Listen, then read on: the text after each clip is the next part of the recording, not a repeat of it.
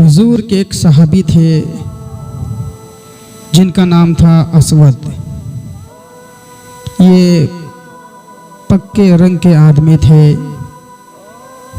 काले रंग के आदमी थे और हुजूर से बड़ी मोहब्बत थी, हुजूर से बड़ी लगाव थी, हुजूर से बहुत ज़्यादा मोहब्बत करते थे।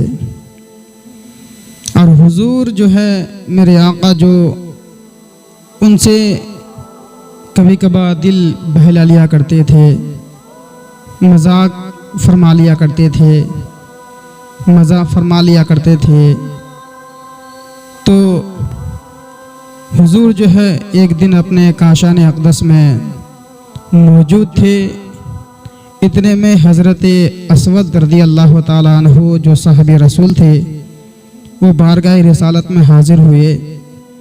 बारगाह रिसालत में हाजिर होकर मेरे आका ने फरमाया कि ऐ असवद, मेरे आका ने फरमाया कि असवद से मजाक फरमा लिया जाए, थोड़ा दिल बहला लिया जाए। तो मेरे आका ने फरमाया ऐ असवद, तुम शादी क्यों नहीं करते हो? तुम शादी क्यों नहीं करते हो? जब मेरे आका ने मजाक के तौर पर मजाक फरमाया तो हज़रत असवद के आँखों में आंसू आ गया। जब हज़रत असवद के आँखों में आंसू आ गया, मेरे आका ने मजाक के तौर पर फरमाया, लेकिन इस बात को हज़रत असवद ने हकीकत में ले लिया। हकीकत में लेकर जब हकीकत में इस बात को ले लिए तो असवद की आंखों में आंसू आ गया। जब असवद की आंखों में आंसू आया, मेरे आका ने फरमाया ऐ असवद, तुम क्यों रो रहे हो? तुम्हारे आंखों में ये आंसू कैसा? तो असवद ने कहा, हुजूर आपने फरमाया कि शादी नहीं करोगे, लेकिन हुजूर मुझ जैसे काले कलोटे इंसान को कौन अपनी बेटी देगा, कौन लड़की देगा? यहाँ मदीना मुनव्वरा के जो है अच्छे से अच्छे हसीन खूबसूरत इंसान है और मुझ जैसे काले कलोटे इंसान को कौन अपनी बेटी देगा? जब इतना असवद ने कहा तो मेरे आका ने फरमाया ऐ असवद, जाओ मदीना मुनव्वरा के इस शहर में जो सबसे ज़्यादा हसीन घराना हो उस घराना में जाओ और जाकर फरमाओ कि आका ने भेजा है। उससे जाकर कहो कि हुजूर ने भेजा है। तुम रिश्ते लेकर जाओ और कहना कि हुजूर ने भेजा है। हत्ता के हज़रत असवद जो साहबी रसूल थे वो रिश्ता लेकर गए और दोपहर का वक्त था, चिलचिलाती धूप थी। इतने में जो है हज़रत असवद जो है उस घराने में पहुंच जाते हैं और पहुंचने के बाद दरवाजे पे दस्तक देते हैं। दरवाजे पे दस्तक देते हैं, जो ही दस्तक देते हैं तो अंदर से आवाज़ आती है, कौन? असवद ने कहा, मैं हूँ असवद। जो ही दरवाज़ा खोला गया और उस घर के जो मालिक थे, गार्जियन थे, उन्होंने दरवाज़ा खोला और उसके पीछे पीछे उसके आड़ में ही उसकी बेटी, जो नौजवान बेटी थी, खूबसूरत बेटी थी, उनके बाप के पीछे छुप गई और सोचने लगी कि आखिर बात क्या है। इतनी चिलचिलाती धूप, इतनी कड़कती धूप, लोग घर से बाहर नहीं निकलते और ये असवद यहाँ आए हुए हैं, पता नहीं क्या बात है। जब उस खूबसूरत लड़की के बाप ने कहा कि ऐ असवद, तुम क्यों आए हो, आखिर बात क्या है? तो असवद कहने लगा कि हुजूर ने भेजा है। फिर वो कहने लगे अच्छा बात बताओ, क्या बात है, हुजूर ने भेजा है, क्या बात है। फिर इन्होंने कहा हुजूर ने भेजा है। फिर उन्होंने कहा अच्छा बताओ तो सही, हुजूर ने भेजा है तो क्या कहा है, क्या फरमाया है। फिर उन्होंने कहा हुजूर ने भेजा है। यानी हिम्मत नहीं हो रही थी कि अपने रिश्ते के बारे में उससे बताऊं, हिम्मत नहीं हो रही थी असवद को कि बताऊं। जब इन्होंने 3 मरतबा कहा हुजूर ने भेजा है, आखिर बार जो है असवद ने कहा कि हुजूर ने भेजा है, तो उस लड़की के बाप ने कहा कि आखिर क्या बात है बताओ। तो असवद ने कहा रिश्ता लेकर आया हूँ। जब उन्होंने इतना कहा रिश्ता लेकर आया हूँ, तो वो उस नौजवान लड़की, खूबसूरत लड़की के बाप ने कहा, खुश हो गया और कहने लगा, सोचने लगा कि मेरे घर में रिश्ता, हुजूर का रिश्ता, क्या बात है, मेरी बेटी उम्मुल मोमिनीन बन जाएगी। बस इस तरह सोचने लगे। उसके बाद फिर कहने लगे किसके लिए रिश्ता भेजा है। तो असवद ने कहा कि मेरे लिए। मेरे दोस्तों, जब असवद ने कहा मेरे लिए, तो उस बाप के दिल में खुशी तो कुछ और ही थी कि हुजूर ने अपने लिए भेजा है। लेकिन जब इन्होंने कहा कि मेरे लिए, तो वो दिल ही दिल में सोचने लगे कि ये असवद, ये पक्के कलर के इंसान, ये आदमी पक्के कलर के, आखिर क्या करे। सोच में पड़ गए कि आखिर अपनी खूबसूरत नौजवान बेटी को, उसके दिल को कैसे इत्मीनान पहुंचाऊं, कैसे उसको सुकून दिलाऊं कि वो इस रिश्ते के लिए मंजूर कर ले, इस रिश्ते को मंजूर कर ले। अभी सोच ही रहे थे, एक तरफ अपनी बेटी के दिल को इत्मीनान के लिए अभी सोच ही रहे थे कि एक तरफ तो ये सोच रहे थे कि बेटी के दिल को कैसे इत्मीनान पहुंचाऊं, बेटी को कैसे समझाऊं, और दूसरी तरफ अगर इनकार कर दूं तो ईमान से हाथ धो बैठूंगा, ईमान से मैं हाथ धो बैठूंगा। इसलिए कि हुजूर की बात का इनकार करना यह कुफ्र है। अगर मैं नबी की बात को टाल देता हूँ, इनकार कर देता हूँ, तो गोया मैं कुफ्र कर बैठता हूँ और मैं काफिर हो जाऊंगा, मेरा ईमान हाथ से निकल जाएगा। अभी उस नौजवान खूबसूरत बेटी के बाप अपने दिल में सोच ही रहे थे कि बेटी के लिए कौन सा लफ्ज़, कौन सा अल्फाज बेटी को सुनाऊं, किस तरह से बेटी को मनाऊं कि मेरी बेटी मान जाए। इतने में क्या होता है कि पीछे से जो है एक हाथ अपने बाप के कंधे पे, वो लड़की, वो खूबसूरत नौजवान लड़की जो है अपने बाप के कंधे पे हाथ रखती है। हाथ रखकर यानी हाथ से दबाती है कंधे को दबाने के बाद जब उनके बाप पीछे मुड़ के देखते हैं तो क्या देखते हैं कि वही नौजवान खूबसूरत बेटी, उनकी बेटी थी। कहने लगे बेटी क्या बात है।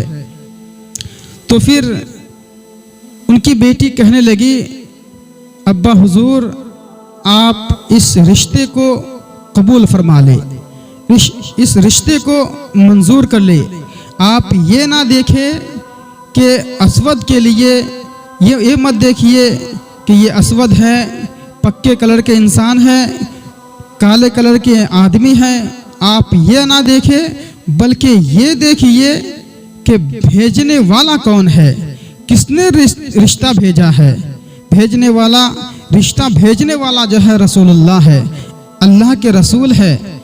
मेरे अब्बू हुजूर आप जो है इस रिश्ते को जो है कबूल फरमा ले, इस रिश्ते को कबूल फरमा ले। आपकी बेटी बड़ी खुशनसीब है, बड़ी खुशनसीब है, इसलिए कि किसी का रिश्ता अगर कोई तय करते हैं तो किसी का बाप होता है, किसी का भाई होता है, लेकिन आपकी बेटी कितनी खुशनसीब है कि आपकी बेटी का रिश्ता अल्लाह के रसूल ने तय फरमाया है, अल्लाह के रसूल ने तय फरमाया है। अब्बा हुजूर आप इस रिश्ते को कबूल फरमा ले। जब उन्होंने इतना कहा रिश्ता तय हो गया। वो असवद हज़रत असवद रदी अल्लाह ताला अन्हो दौड़ते हुए खुशी के मारे फूले नहीं समाते नबी की बारगाह में आए। नबी की बारगाह में आकर नबी से कहने लगे, या रसूल अल्लाह, उन्होंने रिश्ता कबूल कर लिया है, उन्होंने रिश्ता मंजूर कर लिया है। या रसूल अल्लाह, मेरा रिश्ता हो चुका है। फिर उसके बाद मेरे आका जिस चटाई में बैठे हुए थे उस चटाई में कुछ पैसे रखे हुए थे। मेरे आका ने उस पैसे को अपने हाथ से उठाते हैं और असवद की झोली में डाल देते हैं और फरमाते हैं कि असवद जाओ, देर मत करो, बाजार से सामान खरीद कर लाओ, कपड़े वगैरह खरीद कर ले आओ और निकाह की तैयारी करो, निकाह की तैयारी करो। मेरे नबी ने फरमाया था, असवद अगर वो रिश्ता कबूल कर ले तो मेरे से आकर बताना, मुझको आकर बताना, मैं तुम्हारा निकाह खुद पढ़ाऊंगा, तुम्हारा निकाह मैं खुद पढ़ाऊंगा। जब आए, रिश्ता तय हो गया। मेरे आका ने फरमाया कि जाओ, ये पैसे लो और बाजार से कपड़े वगैरह खरीद कर ले आओ। जब इतना कहा, वो असवद कपड़े खरीदने के लिए बाजार गए। इतने में क्या होता है, एक आदमी, एक शख्स जो है मेरे आका के बारगाह में आकर ये कहते हैं, या रसूल अल्लाह, मैदान उहद में दुश्मनाने दीन जमा हो चुके हैं, दुश्मन जमा हो चुके हैं। या रसूल अल्लाह, हमें भी जंग की तैयारी करनी पड़ेगी। जब इतना कहा, मेरे आका ने फरमाया, अच्छा तो ठीक है, जाओ बाजार में जाओ, हर तरफ जाकर ऐलान कर दो कि मैदान उहद के लिए जो है तैयार हो जाओ, जंग के लिए तैयार हो जाओ। जब इतना कहा, जब इतना हर तरफ ऐलान होता रहा, इतने में वो असवद जो निकाह की तैयारी कर रहे थे, कपड़ा लेने के लिए गए थे, कपड़ा ले भी चुके थे, पैसे भी दे चुके थे।